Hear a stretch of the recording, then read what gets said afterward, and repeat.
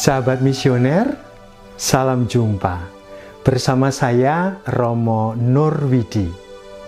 Kita akan bincang-bincang bersama mengenai paham-paham dasar misi.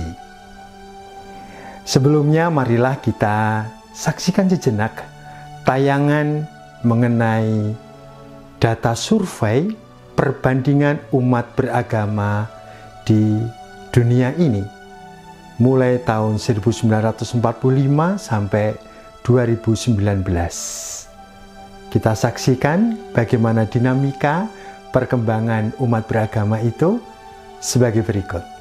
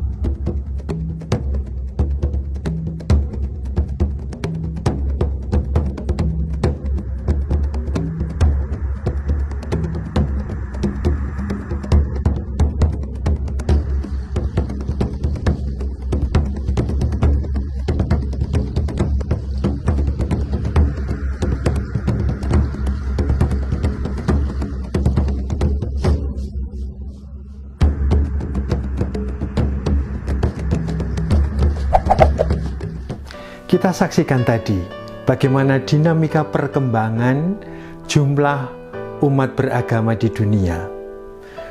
Pada mulanya tahun 1945, umat Katolik menduduki ranking pertama paling banyak di seluruh dunia ini. Tetapi lambat laun mengalami suatu perubahan dan menjadi tampak ketika memasuki tahun 2000, umat Katolik semakin menurun. Dan sampai akhir tahun 2019, ternyata umat Katolik di seluruh dunia menduduki peringkat ketiga, tidak lagi peringkat pertama. Memang dalam hidup beragama itu kita tidak akan berlomba-lomba menjadi yang pertama atau kedua atau yang paling besar atau bagaimana. Tetapi yang saya masalahkan di sini memang bukan bagaimana orang Katolik menjadi yang pertama, yang paling banyak di seluruh dunia, bukan. Tetapi yang saya masalahkan adalah ngapain saja kita orang Katolik sehingga menduduki peringkat ketiga. Peringkat mau pertama, kedua, ketiga memang tidak menjadi masalah. Tetapi sebetulnya yang dimasalahkan adalah kualitas hidup itu. Sehingga orang Katolik seolah-olah tidak mempesona lagi. Tidak mempesona orang sehingga mau menganutnya, mengikuti Kristus lagi di dalam gereja Katolik. Apa yang telah kita buat selama ini? Bisa jadi kita hanya mengungkung diri, hanya asik dalam conversion saja, sehingga tidak mau mewartakan Injil, mewartakan Kristus itu. Sehingga hidup kita tidak mempesona lagi. Dan kalau toh pun hidup kita mempesona, tetapi tidak tertangkap oleh yang lain. Yang lain tidak terpesona, bukan pertama-tama kepada kita, kepada Anda, tetapi pada Kristus sendiri. Dan bagaimana orang akan terpesona pada Kristus kalau tidak ada yang mengenalkannya? Dan bagaimana kita mengenalkannya, pesona Kristus itu kepada yang lain? Kalau kita pun tidak sungguh-sungguh mengikuti Kristus, kita tidak bangga terhadap Dia. Dan dengan demikian kita tidak bermisi. Untuk itu, kita mendapatkan amanat misioner. Pergilah ke seluruh dunia, wartakanlah Injil kepada segala makhluk. Itulah misi. Nah, sekarang kita menjadi paling tidak sedikit tahu apa itu misi atau apa itu yang dimaksudkan dengan misi. Misi secara ringkas bisa dikatakan sebagai mewartakan Injil, mewartakan kerajaan Allah, mewartakan kabar gembira, mewartakan kabar baik. Itulah misi. Memang dalam perjalanan sejarah gereja, misi itu pun mengalami dinamika, mengalami perkembangan pemaknaannya. Ya. Pada awal-awal, misi dimaknai sebagai sebanyak-banyaknya merekrut orang menjadi Katolik, merekrut sebanyak-banyaknya orang untuk mengikuti Kristus di dalam gereja Katolik. Sehingga ada istilah bertobat, mempertobatkan dan sebagainya. Seperti itu dimaknai. Tetapi ketika gereja berhadapan dengan beragam agama, beragam orang, beragam budaya, misi pun mengalami perkembangan. Dan misi ini dikenal juga dengan evangelisasi atau penginjilan. Dan kerap kali kata misi dan evangelisasi dipakai bersama-sama sebagai paduan kata misi evangelisasi. Tetapi ringkasnya seperti tadi saya sampaikan, misi adalah mewartakan kerajaan Allah, mewartakan kabar gembira, mewartakan kabar baik. Mewartakan kerajaan Allah artinya apa? Kerajaan Allah artinya adalah Allah yang meraja. Allah dijadikan referensi dalam hidup. Ketika manusia terbuka terhadap Allah dan menjadikan Allah referensi hidupnya, disitulah manusia membiarkan Allah merajai hidupnya, merajai dirinya. Itulah kehadiran kerajaan Allah. Maka mewartakan kerajaan Allah yaitu tidak lain adalah mengajak orang lain untuk terbuka terhadap Allah yang mau merajai hidup kita, yang mau merajai hidup saya, hidup Anda, hidup mereka. Singkatnya, Allah yang menghendaki keselamatan semua orang. Allah yang menghendaki kedamaian semua orang. Allah yang menghendaki kebahagiaan semua orang. Mengapa kita harus bermisi? Karena misi adalah kabar baik. Karena misi adalah mewartakan kabar baik. Maka mengapa bermisi? Ya karena ini kabar baik. Kabar buruk saja itu kerap kali diwartakan kok. Masa kabar baik tidak diwartakan? Coba kalau kita dengarkan dan kita saksikan setiap hari dalam berita-berita di televisi, media sosial, jaringan-jaringan yang lain, apa yang kita saksikan, apa yang kita dengar, kebanyakan adalah berita-berita yang buruk. Perang, Rusia menggempur Ukraina, adanya teroris, bencana alam, pandemi yang tidak habis-habisnya, korban kriminal, kekerasan terhadap anak-anak, terhadap orang-orang yang rentan, terhadap perempuan. Begitu sering kita dengarkan hampir setiap saat. Itu semua adalah kabar buruk. Itu pun diwartakan, apalagi ini adalah kabar baik. Mengenai Yesus Kristus, mengenai Allah yang meraja, mengenai Allah yang menghendaki kedamaian, keselamatan semua orang.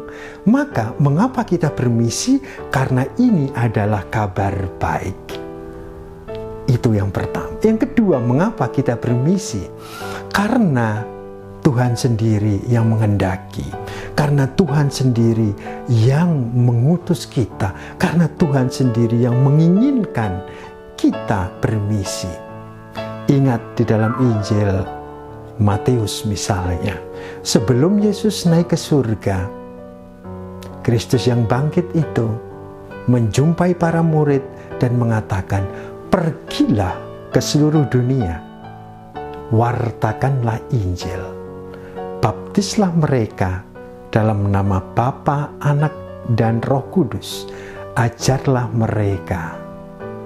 Atau dalam Injil Markus, Tuhan mengatakan, "Pergilah ke seluruh dunia, wartakanlah Injil kepada segala makhluk."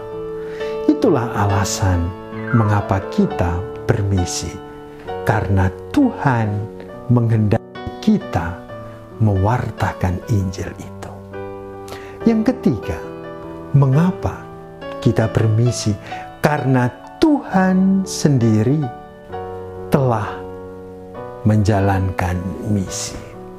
Sebelum Dia Tuhan mengutus kita bermisi, Tuhan sendiri sudah menjalankan misinya. Yaitu apa? Dengan mencintai manusia. Dan wujud cinta Tuhan itu adalah apa? Tuhan menciptakan alam semesta ini, menciptakan kita manusia. Dan tidak hanya itu, tidak hanya setelah menciptakan lalu selesai, Tuhan tetap bermisi, yaitu apa? Dengan menyelamatkan. Tuhan menyelamatkan manusia dari apa? Dari belenggu dosa. Dan Tuhan menyelamatkan itu secara total dan berpuncak di dalam siapa? Dalam diri putranya, yaitu Yesus Kristus. Yesus Kristus itulah juga yang menjadi kehadiran perwujudan Allah dalam dunia. Ia menjalankan misi itu. Maka, mengapa kita bermisi? Karena Tuhan sendiri menjalankan misi lebih dahulu. Maka kalau kita bermisi berarti kita bersama-sama dengan Tuhan dan meneruskan karya Tuhan itu di dalam kehidupan kita zaman ini. Kita sudah tahu, kita sudah mengenal apa itu misi, yaitu mewartakan kerajaan Allah, mewartakan kabar baik. Mengapa kita bermisi? 3 hal, 3 alasan tadi sudah disampaikan. Yaitu karena itu kabar baik, maka harus diwartakan. Karena Tuhan yang menghendaki kita bermisi, dan karena Tuhan sendiri sudah menjalankan misi itu. Sekarang bagaimana kita menjalankan misi itu? Sahabat misioner terkasih, setidaknya ada dua hal atau dua cara kita bermisi. Yang pertama, kita bermisi dengan kata-kata. Dan yang kedua, kita bermisi dengan tindakan, dengan perbuatan, dengan kesaksian. Ya, kita bermisi bisa kita lakukan dengan kata-kata. Kita bermisi dengan mewartakan yang baik, omongan baik, omongan yang benar. Dan itu bisa kita perluas pada zaman ini ketika kita sudah membahas misi dan budaya-budaya. Kita mengenal bahwa pada saat ini kita berada di zaman budaya internet, budaya digital, budaya gadget. Maka kalau kita menjalankan misi dengan kata-kata, itu bisa kita lakukan juga dengan mewartakan kabar baik melalui gadget kita, kan? Melalui IG kita, melalui Facebook kita, melalui Twitter kita. Wartakan kebaikan, wartakan sabda Tuhan, wartakan Injil melalui gadget Anda, melalui lini-lini masa Anda, melalui jaringan-jaringan sosial Anda. Mulai dari lingkaran yang terdekat dengan kita, terus kemudian semakin melebar, dan melebar. Dengan gadget kita ini kita bisa menjangkau orang dimanapun mereka berada. Maka jangan sia-siakan gadget kita. Kita pakai untuk bermisi, kita pakai untuk mewartakan kerajaan Allah, mewartakan kabar baik. Jangan sebaliknya, malah menyebar hoax, menyebar kepalsuan, menyebar kabar bohong, menyebarkan emosi-emosi yang tidak terkendali, yang justru nanti malah kita terperangkap dengan undang-undang ITE misalnya. Maka wartakanlah kebaikan, wartakanlah sabda Tuhan, wartakanlah hal-hal baik di dalam jejaring Anda. Itu cara bermisi yang pertama. Cara bermisi yang kedua yaitu dengan tindakan, dengan perbuatan, dengan kesaksian hidup. Sahabat misioner, orang muda terkasih, kita adalah pengikut-pengikut Kristus. Kita orang muda adalah misionaris-misionaris zaman now. Orang muda dipanggil oleh Tuhan, diutus oleh Tuhan untuk menjadi saksinya di zaman ini. Kita ingat kata-kata Tuhan di dalam Kisah Para Rasul bab 1 ayat 8. Kamu akan menjadi saksiku sampai ke ujung bumi. Maka marilah kita membentuk diri kita. Kita mendidik diri kita untuk menjadi saksi-saksi Tuhan dengan tindakan-tindakan baik, dengan perbuatan-perbuatan yang diresapi oleh nilai-nilai Injil. Bagaimana kita bisa membentuk diri, membangun diri sebagai murid-murid Tuhan? Kalau kita akrab dengan kitab suci, kita akrab dengan sabda Tuhan, kita akrab dengan ajaran-ajaran gereja, ya, maka kita membangun diri untuk semakin selaras dengan kehendak Tuhan. Ya, kita hidup diresapi dengan nilai-nilai Injil, iman, harapan, dan kasih. Kita membiarkan diri kita untuk diresapi, dibimbing oleh Roh Kudus sendiri. Dan dengan demikian hidup kita selaras dengan kehendak Tuhan. Dan dengan itulah kita memberikan kesaksian kepada yang lain. Hidup kita yang selaras dengan kehendak Tuhan itu menjadi pesona tersendiri bagi yang lain.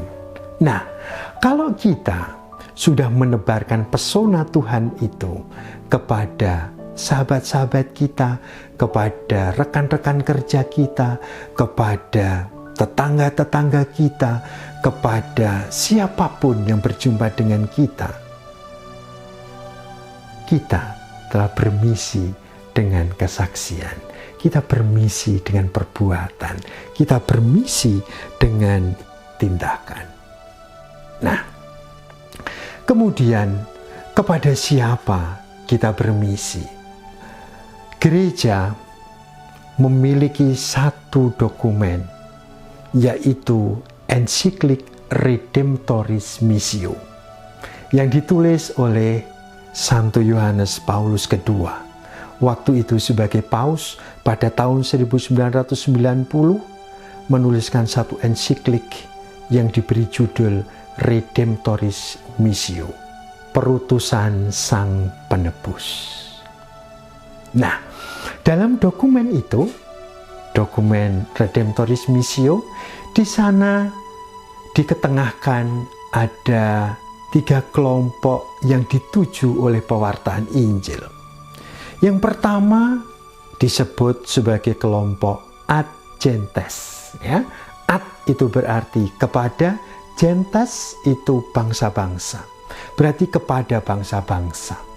Yang dimaksudkan dengan kepada bangsa-bangsa atau ad gentes itu adalah kepada orang-orang yang belum mengenal Kristus, kepada orang-orang yang belum tahu akan Kristus.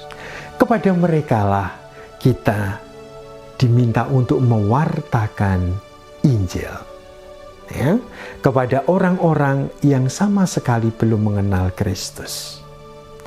Yang kedua disebut cura pastoralis.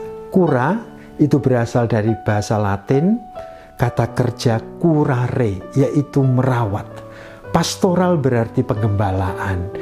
Cura pastoralis berarti reksa pastoral atau merawat kegembalaan, reksa penggembalaan. Ini artinya misi pewartaan Injil yang ditujukan kepada orang-orang yang sudah baptis, sudah Katolik, dan hidupnya baik, ya kan? Rajin ke gereja, aktif di dalam komunitas-komunitas gereja, aktif dalam tindakan-tindakan cinta kasih, gitu ya. Rajin berdevosi, intinya adalah orang Katolik yang baik. Kepada mereka pun masih tetap perlu diberikan pewartaan Injil. Dan ini disebut sebagai reksa pastoral. Ya. Mengapa? Kepada orang-orang Katolik yang sudah baik pun masih tetap perlu diberikan pewartaan Injil. Karena ingat, dalam surat pertama Petrus dikatakan bahwa iblis, setan, itu bagaikan singa yang pergi berkeliling mengaum-ngaum mencari mangsa. Iblis itu mencari kesempatan. Di mana kita lengah, di situ dia akan menerkam dan akan menyerang kita. Maka pewartaan Injil pun diberikan kepada orang-orang Katolik yang sudah baik. Karena kita sebagai manusia, kita bisa jadi saat tertentu lengah. Dan pada saat lengah itu, iblis masuk, setan akan menerkam kita, menggoda dan mengganyang kita. Maka pewartaan Injil tetap terus perlu dilakukan. Dan bentuknya seperti apa? Bentuknya dengan reksa pastoral, reksa penggembalaan. Yang ketiga, Redemptoris Missio menyebutkan misi ditujukan kepada orang-orang yang sudah pernah baptis, mengaku diri Katolik atau Kristen, tetapi hidupnya sembarangan, hidupnya semau gue, hidupnya seenaknya sendiri, hidupnya tidak sesuai dengan nilai-nilai Injili. Kepada merekalah pewartaan Injil juga harus diberikan, ya. Dan itu disebut reevangelisasi, ya, atau penginjilan kembali. Ya, misalnya ini kepada orang yang nikah tidak di gereja misalnya. Orang Katolik tapi berjodoh atau menikah dengan orang tidak Katolik dan nikahnya tidak di gereja. Ya kan?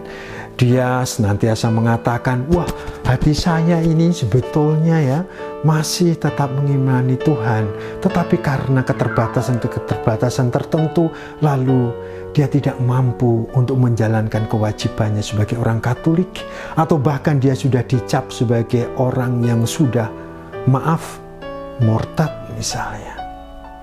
Nah, kepada mereka inilah harus diberikan pewartaan Injil.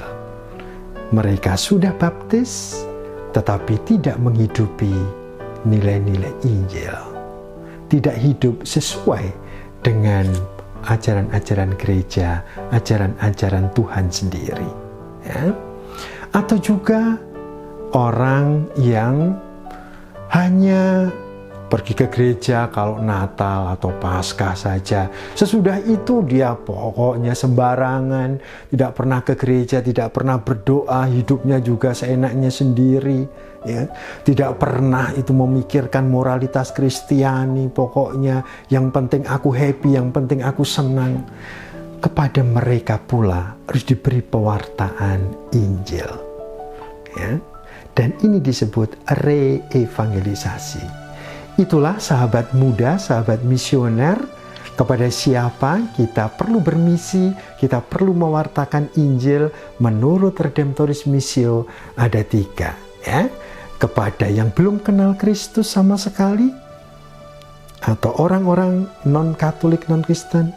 Yang kedua, kepada orang Katolik yang baik. Dan yang ketiga, kepada orang yang sudah baptis, sudah Katolik, tetapi hidupnya semau gue, tidak pernah memperhatikan hidupnya sesuai dengan ajaran-ajaran gereja, ajaran-ajaran Injil sendiri. Yang berikutnya adalah kapan kita bermisi. Kapan ayo kita bermisi? Setiap saat, ya, kita bermisi, ya. Di mana kita masih bernafas, disitulah kita mewartakan Injil, ya. Kapan saja, ya. Maka di sepanjang zaman, ya kan? Dengan kata lain, misi kita hayati bukan hanya sebagai tugas yang berasal dari luar, tetapi misi itu menjadi gaya hidup. Misi menjadi identitas hidup kita, identitas orang Katolik. Ya. Nah, kalau misi itu menjadi gaya hidup, kalau misi itu menjadi identitas kita sebagai orang Katolik, maka setiap saat kita bernafas, disitulah kita bermisi. Ya. Satu dekret dari Konsili Vatikan II tentang kegiatan misioner gereja yang kita kenal dengan dekret Ad Gentes dirumuskan di situ. Pada hakikatnya gereja peziarah bersifat misioner. Dengan kata lain, gereja peziarah, yaitu kita, gereja Katolik ini, pada hakikatnya, jati dirinya itu misioner, ya kan? Maka misi itu tidak hanya suatu tempelan. Misi tidak hanya sebagai sesuatu tugas dari luar, tetapi misi adalah identitas terdalam gereja.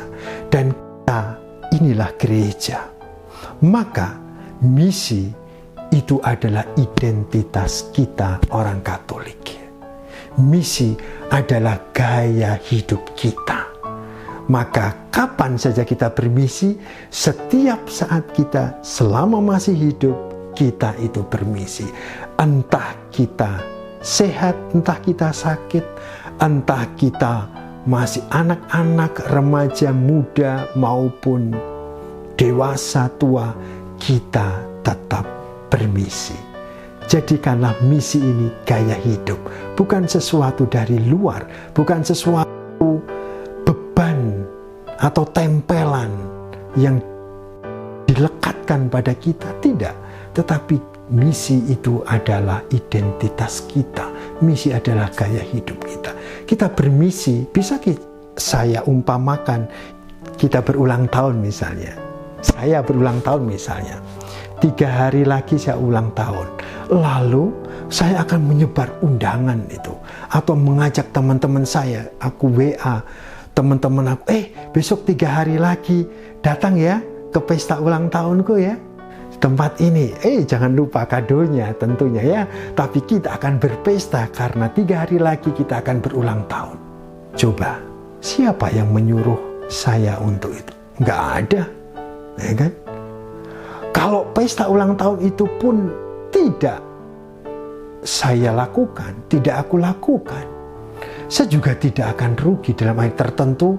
Kalau itu aku lakukan, justru aku keluarkan biaya banyak untuk beli makanan, minuman, harus sewa tempat tertentu misalnya, atau harus menyiapkan perlengkapan-perlengkapan tertentu dan segala macam halnya, sehingga boros waktu, boros biaya, boros tenaga dan sebagainya, melelahkan, ya kan? Tetapi apa? Aku tetap menjalankan, saya tetap menjalankan. Karena apa? Karena saya bangga, mau saya ajak bersyukur, saya ajak bergembira bersama. Karena besok 3 hari lagi adalah hari ulang tahun saya.